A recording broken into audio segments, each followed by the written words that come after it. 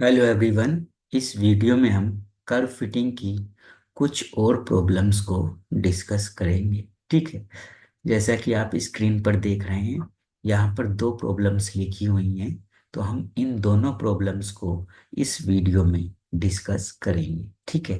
तो चलिए चलते हैं सबसे पहली प्रॉब्लम पर और उसको डिस्कस करते हैं। तो फर्स्ट प्रॉब्लम है हमारी, क्वेश्चन नंबर 1 जो है वो है, fit a second degree parabola to the following data. ठीक है। तो एक हमें सेट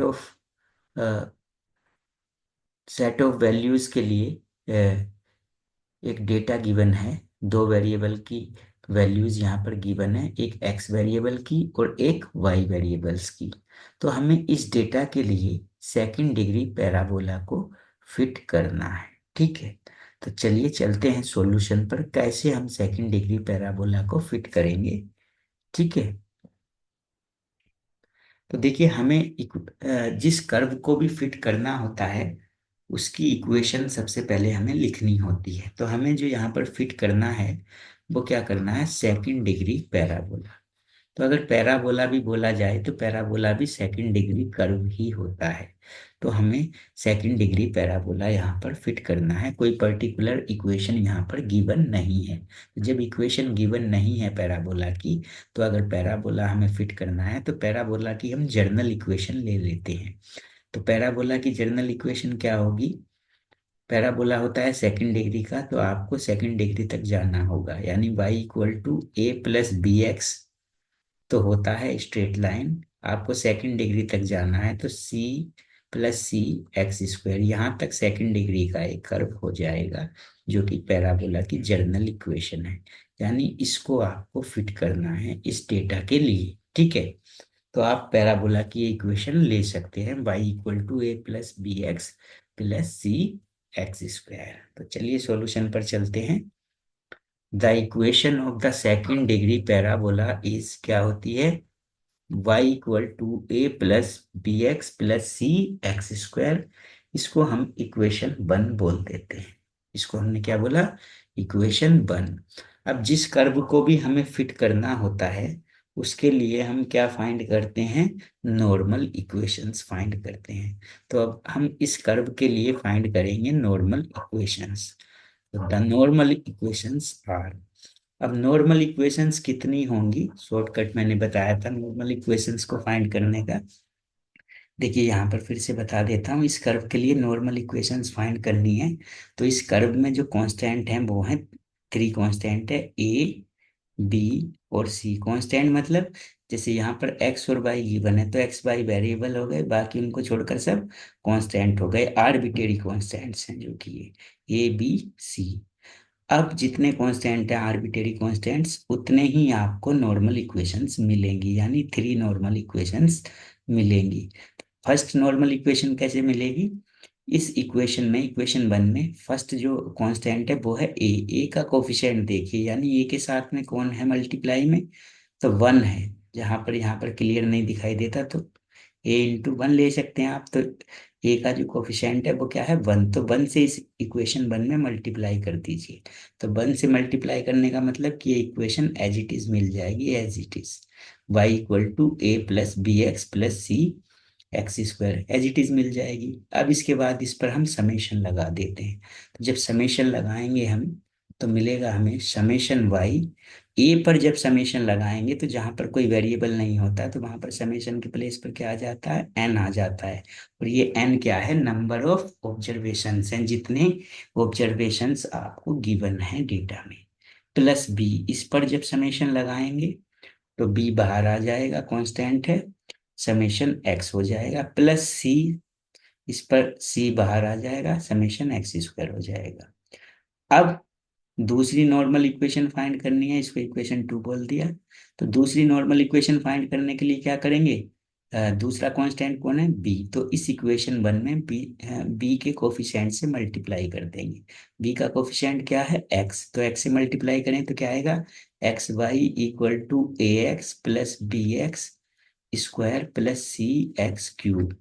अब इस पर दोनों साइड समेशन लगा दीजिए। तो जब समेशन लगाएंगे यहाँ पर, तो यहाँ पर समेशन आ जाएगा, ये a बाहर आ जाएगा, x पर समेशन लगेगा, यहाँ पर ये b बाहर आ जाएगा, एक्स स्क्वायर पर समेशन लगेगा, यहाँ पर ये कांस्टेंट c बाहर आ जाएगा, एक्स क्यूब पर समेशन लगेगा। तो इक्वेशन मिलेगी हमारी summation x y equal to a summation x plus b summation x square plus c summation x cube. तो इसको बोल देंगे हम इक्वेशन 3।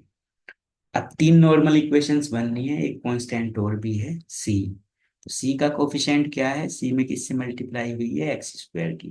तो अब इस इक्वेशन 1 में किससे मल्टीप्लाई करते हैं, एक्स स्क्वायर से। तो जब एक्स स्क्वायर से करेंगे तो ये हो जाएगा x square y equal to a x square plus b x cube plus c x to the power 4। अब इस पर दोनों साइड समेशन लगा देंगे, तो इस पर ये समेशन यहाँ लग जाएगा, यहाँ ए कांस्टेंट है बाहर आ जाएगा, यहाँ पर बी बाहर आ जाएगा, यहाँ पर सी बाहर आ जाएगा। तो इस तरह से नॉर्मल इक्वेशन क्या मिलेगी हमारी, summation x square y equal to a summation x square plus b x cube plus c summation x to the power 4। ठीक है, ये नॉर्मल इक्वेशंस हैं। अब इसके लिए हमें एक डेटा टेबल बनानी होगी। ठीक है, वो कैसे बनाएंगे हम, देखिए एक्स और वाई दो वेरिएबल गिवन है, तो इनके कॉलम तो हम बनाएंगे ही। उसके बाद किस पर समेशन और लगा हुआ है इनके अलावा, एक्स स्क्वायर के आगे समेशन है तो एक्स स्क्वायर का कॉलम बनाना पड़ेगा, एक्स क्यूब के आगे समेशन है इसका भी कॉलम बनाना पड़ेगा, एक्स स्क्वायर का तो बना ही लिया, एक्स का भी बना लेंगे, एक्स वाई का भी बनाना पड़ेगा, और एक्स स्क्वायर वाई का भी बनाना पड़ेगा। एक्स क्यूब का बना लिया, एक्स स्क्वायर का बन जाएगा, और एक्स की पावर 4 का। तो ये सारे कॉलम्स आपको बनाने पड़ेंगे टेबल में। ठीक है, तो सबसे पहले तो एक्स और वाई गिवन है, सबसे पहले मैं किसका कॉलम बनाऊंगा, एक्स और वाई का कॉलम। तो एक्स और वाई की जो वैल्यूज गिवन थी वो वैल्यूज मैंने लिख ली हैं यहाँ पर। ठीक है, जो कि क्वेश्चन में गिवन थी। अब इसके बाद क्या करूंगा मैं, इसके बाद इसके साइड में मैं कॉलम बनाऊंगा यहाँ पर एक्स स्क्वायर का।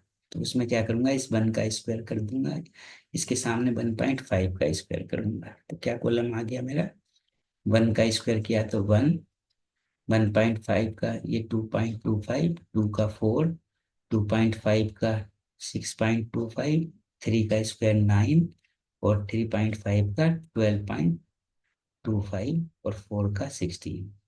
ठीक है भाई। अब एक्स स्क्वायर के बाद मैं कॉलम बनाऊंगा यहाँ पर एक्स क्यूब का। तो इस बार मैं इन सभी वैल्यूज का यहाँ पर क्या कर दूंगा, क्यूब कर दूंगा, तो एक्स क्यूब आ जाएगा। तो एक्स क्यूब आ गया, 1 का क्यूब किया तो 1, 1.5 का किया तो 3.375, 2 का किया तो 8। इसी तरह से सभी वैल्यूज का मैंने क्यूब कर दिया, तो ये मुझे एक्स क्यूब मिल गया। ठीक है, अब मैं एक कॉलम और बनाऊंगा। इसके बाद जो मैं कॉलम बनाऊंगा वो यहाँ पर साइड में एक्स की पावर 4 का कॉलम बनाऊंगा। तो इसमें मैं ये जो एक्स की वैल्यूज हैं इनकी पावर 4 कर दूंगा।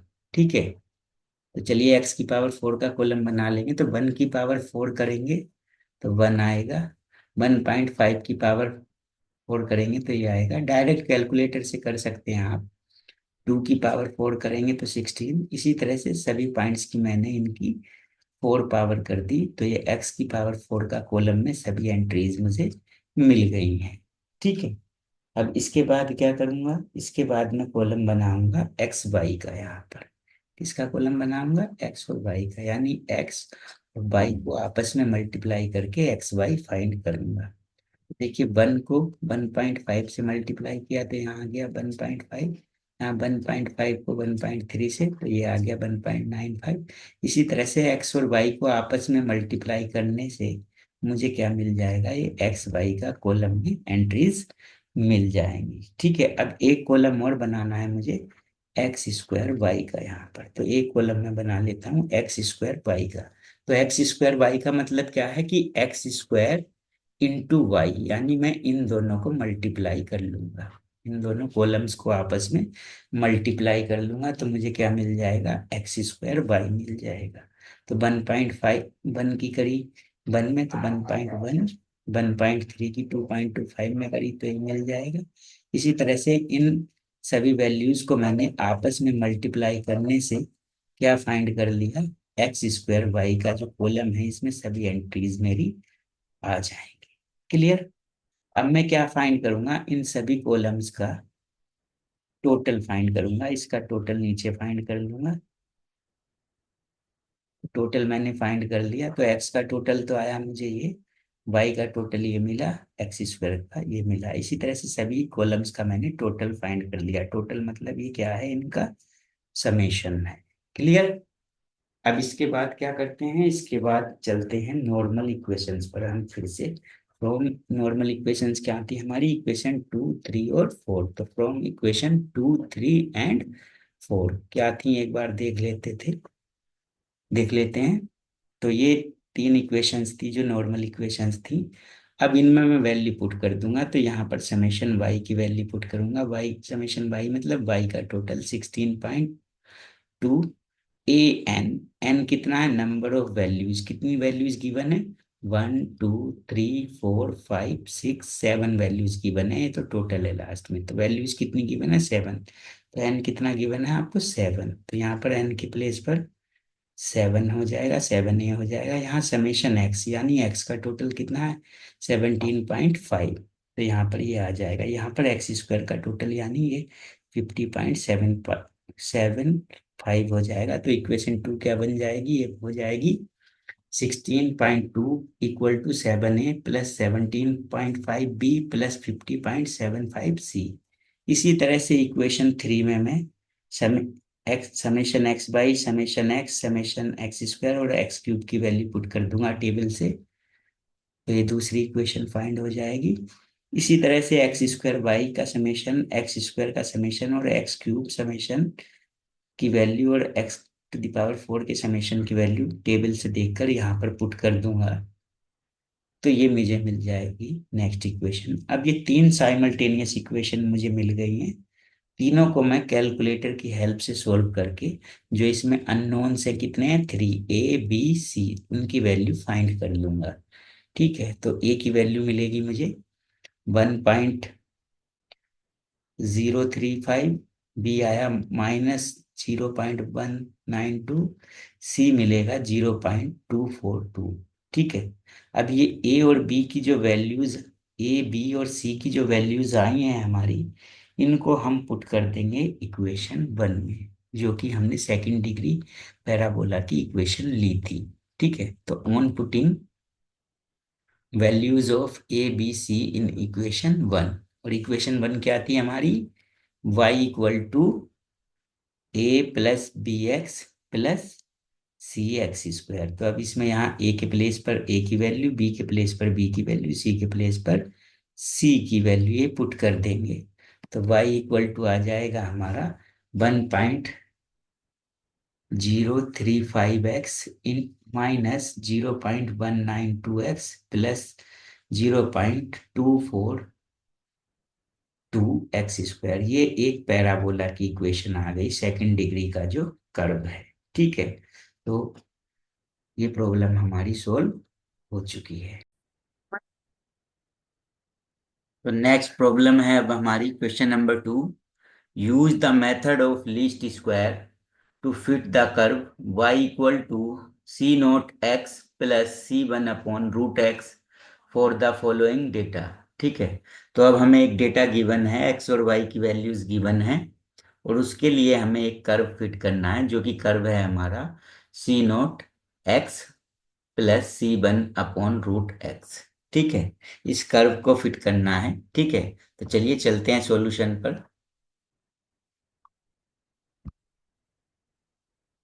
तो सबसे पहले तो जो कर्व हमें गिवन है उसकी इक्वेशन लिख लेते हैं। The equation of the given curve is, क्या इक्वेशन है, y equal to C0x plus C1/√x। तो इसको हमने बोल दिया इक्वेशन नंबर 1। ठीक है, अब इसके लिए हमें क्या फाइंड करनी है, सबसे पहले नॉर्मल इक्वेशंस फाइंड करनी है। तो the normal equations are, normal equations देखिए मैंने फाइंड करना आपको बताया था डायरेक्ट, फिर से एक बार बता रहा हूं। तो देखिए कितनी नॉर्मल इक्वेशंस बनेंगी, जितने यहाँ पर कांस्टेंट हैं इक्वेशन में। तो कांस्टेंट क्या है, C0 और C1 जो आर्बिट्रेरी कांस्टेंट हैं। ठीक है, तो दो नॉर्मल इक्वेशंस यहाँ पर बनेंगी क्योंकि दो कांस्टेंट हैं। तो देखिए कैसे बनाएंगे। पहली इक्वेशन के लिए जो फर्स्ट कांस्टेंट है आपका सी नोट, उसका कोफिशिएंट देखिए क्या है, एक्स। यानी सी नोट के साथ कौन मल्टीप्लाई हो रहा है, एक्स। तो अब पहले आप इक्वेशन वन में एक्स से मल्टीप्लाई कर दीजिए। तो जब एक्स से मल्टीप्लाई करेंगे तो एक्स वाई इक्वल टू हो जाएगा सी नोट, यहाँ पर हो जाएगा x square plus C1 upon root x. और जब यहाँ एक्स से मल्टीप्लाई करेंगे तो ये रूट एक्स से यहाँ पर रूट एक्स आ जाएगा। क्लियर। अब जब हम अब क्या करेंगे, अब इसके बाद हम दोनों साइड समेशन लगा देते हैं। तो यहाँ पर समेशन लगा देंगे, समेशन एक्स वाई। और सी नोट कांस्टेंट है, बाहर आ जाएगा समेशन से। तो यहाँ पर समेशन लग जाएगा तो हो जाएगा समेशन एक्स स्क्वायर।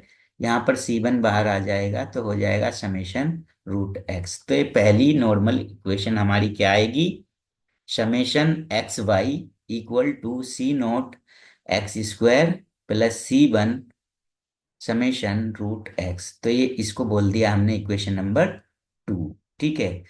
अब दूसरी नॉर्मल इक्वेशन फाइंड करनी है। तो दूसरा कांस्टेंट क्या है, C1। अब C1 का कोफिशिएंट क्या है, यानी C1 में किससे मल्टीप्लाई हुई है, रूट एक्स से। तो इस इक्वेशन वन में root one upon root x से मल्टीप्लाई कर देंगे, क्योंकि C1 का जो कोफिशिएंट है वो क्या है, वन अपॉन रूट एक्स। तो करिए दोनों side root x, one upon root x से मल्टीप्लाई। तो हो जाएगा by upon root x equal to c not x upon root x plus C1। यहाँ पर जब रूट एक्स है और एक वन अपॉन रूट एक्स से और मल्टीप्लाई कर रहे हैं तो one upon root x into one upon root x x हो जाएगा। अब क्या करेंगे, दोनों साइड समेशन लगा देंगे। तो यहाँ समेशन आ जाएगा, ये सी नोट कांस्टेंट है, बाहर चला जाएगा समेशन से। और यहाँ पर रूट एक्स से एक्स कैंसिल, तो यहाँ पर रूट आ जाएगा तो समेशन यहाँ पर आएगा। यहाँ पर समेशन जब लगाएंगे तो C1 बाहर चला जाएगा, समेशन किसके आगे लगेगा, वन अपॉन एक्स के आगे। तो कहने का मतलब हमारी जो दूसरी नॉर्मल इक्वेशन आएगी वो क्या आएगी, summation y upon root x equal to c not summation root x plus C1 one upon x. अब देखिए जो डेटा टेबल में हमें गिवन है, एक्स और वाई की वैल्यू गिवन है, तो एक्स और वाई का तो कॉलम हमें बनाना ही पड़ेगा टेबल में। और उसके साथ साथ जिसके आगे समेशन है वो कॉलम भी आपको बनाने पड़ेंगे। यानी समेशन किसके आगे है यहाँ पर नॉर्मल इक्वेशन में, एक्स वाई के। तो एक्स वाई का एक कॉलम बनाना पड़ेगा। उसके बाद एक्स स्क्वायर के आगे समेशन है तो एक्स स्क्वायर का कॉलम भी बनाना पड़ेगा। रूट एक्स है तो रूट एक्स का कॉलम भी बनाना पड़ेगा। फिर समेशन किसके आगे, बाई अपॉन रूट एक्स, तो इसका कॉलम भी बनाना पड़ेगा। फिर आगे है आपका रूट एक्स, तो इसका कॉलम भी आपको बनाना पड़ेगा। ठीक है। फिर आगे है वन अपॉन एक्स, तो वन अपॉन एक्स का कॉलम भी बनाना पड़ेगा। ठीक है। तो सबसे पहले तो हम जो डेटा गिवन है हमारा एक्स वाई, उसको लिख लेते हैं। तो एक्स वाई की जो वैल्यूज है उसको हमने लिख लिया। ठीक है। अब इसकी साइड में हम एक कॉलम बनाएंगे यहाँ पर। सबसे पहले एक्स स्क्वायर का, तो यहाँ पर एक्स स्क्वायर का कॉलम बना लेते हैं। तो एक्स स्क्वायर का कॉलम बना लिया हमने। वो कैसे हुआ, एक्स की वैल्यूज का स्क्वायर कर देंगे। 0.2 का स्क्वायर किया तो ये आ गया 0.04, 0.3 का स्क्वायर 0.09, 0.5 का 0.25, 0.25 और 1 का स्क्वायर 1। ठीक है। तो ये एक्स स्क्वायर का कॉलम बन गया। अब इसके बाद हम बनाएंगे कॉलम वन अपॉन एक्स का, क्योंकि उसके आगे भी समेशन गिवन था नॉर्मल इक्वेशन में। तो यहाँ पर वन अपॉन एक्स का कॉलम बना लेते हैं। तो वन अपॉन एक्स का कॉलम बना लिया हमने। क्या किया, एक्स की जो वैल्यूज हैं उनसे वन को डिवाइड कर रहे हैं। तो वन को जब डिवाइड करेंगे 0.2 से तो 5 आएगा। जब वन को डिवाइड करेंगे 0.3 से तो 3.33 आ जाएगा। और जब वन को डिवाइड करेंगे 0.5 से तो 2 आ जाएगा। और जब वन को डिवाइड करेंगे 1 से तो 1 आ जाएगा। तो इस तरह से हमने वन अपॉन एक्स का कॉलम भी फाइंड कर लिया है। देखिए अब हमें यहाँ पर किसका कॉलम बनाना है, रूट एक्स का। तो रूट एक्स का कॉलम बना लेंगे हम। तो रूट एक्स का कॉलम बनाएंगे। तो रूट एक्स का कॉलम बनाने के लिए हमने क्या किया, जो एक्स की वैल्यूज हैं इनका रूट ले लिया। तो 0.2 का रूट फाइंड किया तो ये आएगा 0.3 का रूट फाइंड कर लिया तो ये आ जाएगा। 0.5 का रूट फाइंड किया तो आ जाएगा 0.707107। इसके बाद 1 का जब रूट फाइंड करेंगे तो वो कितना आ जाएगा, 1 आ जाएगा। ठीक है, तो इतना हमने कर लिया। अब जो और नेक्स्ट कॉलम है उसको हम बनाएंगे। तो नेक्स्ट कॉलम बनाना है हमें एक्स वाई का, तो एक्स वाई का कॉलम हमने बना लिया। तो एक्स वाई के कॉलम के लिए हमने क्या फाइंड किया, एक्स और वाई को आपस में मल्टीप्लाई कर दिया। तो 0.2 से 16 मल्टीप्लाई किया तो 3.2, इसी तरह से 0.3 और 14 को मल्टीप्लाई किया 4.2 मिला। 0.5 को 11 से मल्टीप्लाई किया तो 5.5 मिला। 1 को 6 से मल्टीप्लाई किया तो 6 मिला। तो ये कॉलम हमारा बन गया। अब एक कॉलम और बनाना है बाई अपॉन रूट एक्स का, तो उसको बना लेते हैं। तो देखिए बाई अपॉन रूट एक्स कैसे बनेगा, देखिए ये तो है आपका y और ये है रूट एक्स, तो यानी y को डिवाइड कर दीजिए रूट एक्स से। तो यानी 16 को आप डिवाइड करेंगे किससे, 0.447214 से, तो ये आ जाएगा 35.77709। इसी तरह से 14 को डिवाइड करेंगे आप किससे, 0.54577723 से, तो ये मिल जाएगा।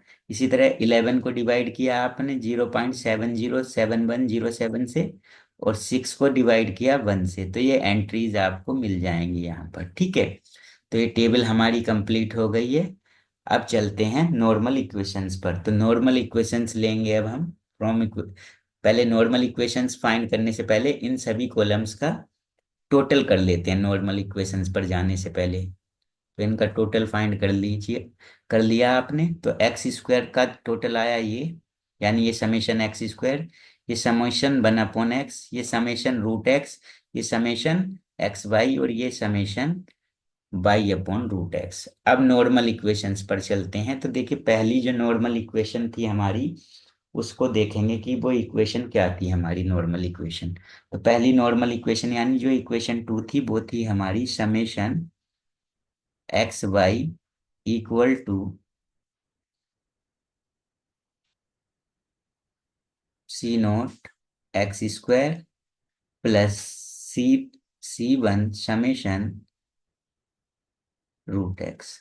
और दूसरी नॉर्मल इक्वेशन क्या थी, y summation y upon root x equal to c not summation x plus C1 summation 1/x। तो अब इन दोनों इक्वेशंस में हम वैल्यू पुट करेंगे। ठीक है, तो फ्रॉम इक्वेशन 2 एंड 3, जो कि ये 2 इक्वेशन थी, ये 3 इक्वेशन थी। तो देखिए अब समेशन एक्स वाई, यहाँ पर जो एक्स वाई है, एक्स वाई का टोटल कितना है, 18.9 है, तो यहाँ पर 18.9 पुट कर देंगे। ये है एक्स स्क्वायर का टोटल, एक्स स्क्वायर का टोटल कितना है 1.38, यहाँ पर ये पुट कर देंगे। ये है रूट एक्स का समेशन, तो रूट एक्स का समेशन है 2.7, तो ये वैल्यूज पुट करी तो ये इक्वेशन आ गई हमारी 8.9 equal to 1.38 c not plus 2.7 C1। ठीक है, अब इसमें पुट करेंगे दूसरी इक्वेशन में, तो y अपॉन रूट एक्स का टोटल कितना है 82.9, तो यहाँ पर ये पुट कर देंगे। ये रूट एक्स का टोटल कितना है, ये है आपका 2.7, यहाँ पर 2.7 आ जाएगा, और यहाँ पर 1/x का टोटल कितना है 11.3, तो ये पुट कर देंगे तो ये इक्वेशन 3 आ जाएगी हमारी। ठीक है, अब इन दोनों इक्वेशंस को क्या करेंगे, हम सोल्व करेंगे। तो ऑन सोल्विंग जब इनको आप कैलकुलेटर से सोल्व करेंगे तो सी नोट की वैल्यू आ जाएगी आपकी कितनी, -1.2235, और C1 मिलेगा 7.6315। ठीक है, अब देखिए इसके बाद क्या करेंगे आप, सी नोट और C1 आपका आ चुका है।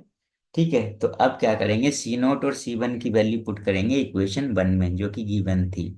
तो on putting the values of c not and C1 in equation 1, और इक्वेशन 1 क्या थी आपकी, y equal to c not x plus C1 root x.